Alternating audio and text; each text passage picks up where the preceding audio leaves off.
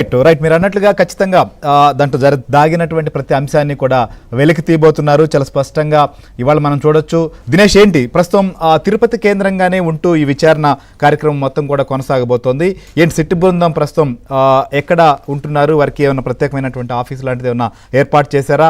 So వారు 3 బృందాలుగా విడిపోయి విచారణ కూడా కొనసాగించబోతున్నట్లుగా తెలుస్తోంది. సో ఇప్పటికే ఏమైనా టీటీడీ గోడౌన్స్, అంటే ఏదైతే నిల్వ ఉంచేటువంటివి సరుకులకు సంబంధించినటువంటి ఈ గోడౌన్లను పరిశీలించడం కావచ్చు, అధికారులతో ఏదైనా వివరాలు సేకరించడం కావచ్చు, ఇలాంటివి కూడా చర్యలు చేపట్టారా? అక్కడ ప్రస్తుతం సిట్ బృందం చేస్తున్నది సిట్ కదలికలేంటి?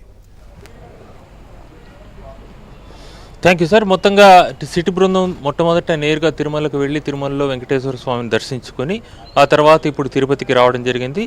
వచ్చిన తర్వాత ఇప్పుడు పోలీస్ గెస్ట్ హౌస్లో మీటింగ్ జరుగుతోంది. బృందంలో ఉండేటువంటి త్రిపాఠి నుంచి మొత్తం టీం అంతా కూడా ఈ యొక్క ఇన్వెస్టిగేషన్ని ఎలా ముందుకు తీసుకువెళ్ళాలనే అంశం పైన చర్చ చేస్తూ ఉంది. దాంతోపాటు ఏ రికార్డులు సేకరించాలి, ఎవరెవరి నుంచి సమాచారం సేకరించాలి అనేటువంటి అంశం, ఈ ఇష్యూ ఎక్కడ స్టార్ట్ అయింది, దీన్ని మొత్తం ఇన్వెస్టిగేట్ చేయడంలో ఏం చేయాలనే దానిపైన మొదట పోలీస్ గెస్ట్ హౌస్లో ఇప్పుడు యాక్షన్ ప్లాన్ని తయారు చేసుకుంటున్నారు. ఏ టీం ఏమేం చేయాలి, ఇప్పుడు 3 టీములు చేసినప్పుడు కూడా దాని ఇన్వెస్టిగేషన్ ఎలా చేయాలి, ఎవరెవరు సహకారం తీసుకోవాలనేటువంటి అంశం పైన చర్చ జరుగుతోంది. అంతకంటే 2 కీలకమైనటువంటి అంశాలు ఏంటంటే, మొదట భక్తులు, శ్రీవారి భక్తులు గత 4 సంవత్సరాలు, అంటే కోవిడ్ స్టార్ట్ అయినప్పటి నుంచి కూడా ఈ యొక్క లడ్డూకు సంబంధించినటువంటి యొక్క వాడకం అనేటువంటిది కోవిడ్ టైంలో నుంచి కూడా ఇది ప్రారంభమైనట్టు మొదట ప్రాథమికంగా ఈ కల్తీ అప్పటి నుంచి స్టార్ట్ అయినట్టు కూడా కొంత ఇన్ఫర్మేషన్ అయితే ఖచ్చితంగా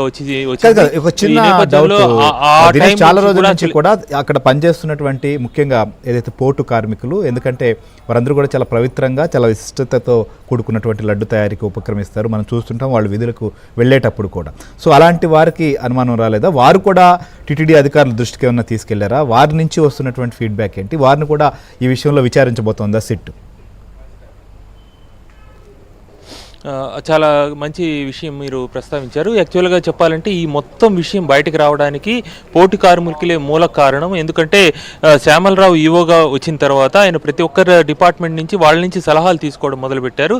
లడ్డు బాగలేదు అనే విషయము క్వాలిటీ ఈవోలో చాలా ఫిర్యాదులు, ఎవరైనా కూడా అట్లే ఫిర్యాదు చేస్తున్నారు. ఈవెన్ చంద్రబాబు అనేక సభల్లో కూడా లడ్డు ప్రస్తావన తెచ్చారు, క్వాలిటీ బాగాలేదు, తిరుమల లడ్డూను కూడా నాశనం చేశారని బహిరంగ సభల్లో ఎన్నికల ముందు కూడా ఆయన చెప్పడం, అంటే ఆయన నోటీస్కి చాలాసార్లు వెళ్ళింది. అదేవిధంగా క్వాలిటీ బాగాలేదనే విషయం శ్యామలరావు దృష్టికి కూడా వచ్చిన నేపథ్యంలో పోటు కార్మికులతో సమావేశం ఏర్పాటు చేసుకున్నప్పుడు వాళ్ళని అడిగారు ఆయన, ఏంటి ఎందుకు ఇట్లా ఉంది అని అడిగితే వాళ్ళు నెయ్యి క్వాలిటీ బాగలేదండి అని చెప్పడంతో చాలా ఆశ్చర్యపోయారు. నెయ్యి కనుక తాము కోరిన క్వాలిటీతో కనుక ఇస్తే ఇప్పుడున్న క్వాలిటీ, ఇప్పుడున్నటువంటి లడ్డు కాక చాలా అద్భుతమైన లడ్డు ఇస్తామని చెప్పడంతో కేవలం లడ్డు మాత్రమేనా, అప్పటి వరకు ఏదో పదార్థాలు శనగపిండో చక్కెరో ఇంకోటి ఫాల్ట్ అనుకున్నారు. అయితే పోటు కార్మికులు వాళ్ళు ఎన్నో దశాబ్దాలుగా లడ్డుని తాకి చేసేటువంటి వాళ్ళు నెయ్యి సరిగ్గా లేదని మొట్టమొదట గుర్తించింది వాళ్ళే. టోటల్ క్రెడిట్ ఈరోజు సిట్ ఇక్కడికి వచ్చిందంటే దానికి ప్రధాన కారణం భక్తుల మనోభావాలుని వాళ్ళు వెలికి చెప్పారు.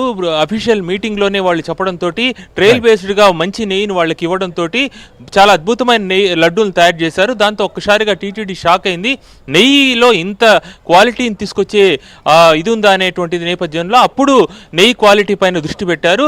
నెయ్యి టోటల్గా అసలు ఎవరెవరి సప్లై అవుతా ఉంది, ఏంది పరిస్థితి అని చూస్తే అప్పటికి కొన్ని రిటర్న్ పోయి ఉండటము, ఎన్నోసార్లు రిటర్న్ పోవడం, ఇవన్నీ జరగడం, రేటు ముఖ్యంగా 360 రూపాయలకు సప్లై అవుతూ ఉండడం, ఇవన్నీ కూడా అప్పుడు శ్యామలరావు దృష్టి పెట్టారు.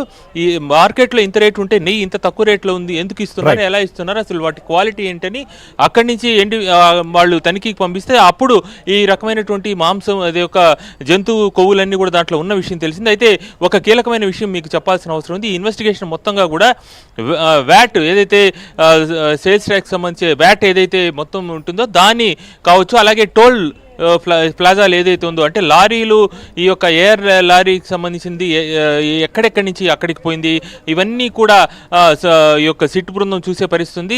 అనేక అంశాలు, అటు పోటు కార్మికుల నుంచి దగ్గర నుంచి అన్ని డిపార్ట్మెంట్ ఎవరెవరైతే ఈ మార్కెటింగ్కి సంబంధించినటువంటి అనుసంధానమైనటువంటి వ్యాట్ కావచ్చు, లేదు ఇంకోరు కావచ్చు, అందరి నుంచి కూడా పూర్తి డేటా, అంటే సలహాలు సూచనలు తీసుకోబోతున్నారు.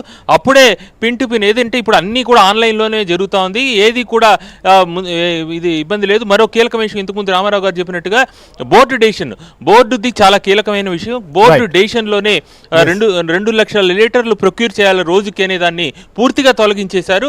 దాంతోపాటు రేటుకు సంబంధించి మ్యాక్సిమం రేటు టెండర్ వేయాలంటే ఎంత రేటు పెట్టాలనేది గతంలో 450 ఉంటే దాన్ని పూర్తిగా 390కి తగ్గించేశారు. తగ్గించడంతో మెయిన్ యొక్క గీ సప్లయర్స్ రాలేని పరిస్థితి. మరోవైపు బ్రోకర్లు దీంట్లో వచ్చే విధంగా వాడు డైరీ అసలు పాల సేకరణే చేయకుండా గీ సప్లై చేసేటువంటి విధంగా కూడా టెండర్ని మార్చారు. నిన్న జగన్ చెప్పినట్టుగా దశాబ్దాలుగా జరుగుతున్నట్టు వ్యవహార శైలిలో అయితే ఇప్పుడు జరగలేదు.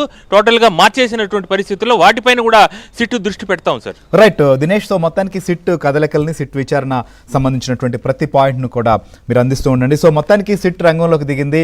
సో లడ్డు తయారు చేసేటువంటి పోటు కార్మికుల సంబంధించినటువంటి వారి దగ్గర నుంచి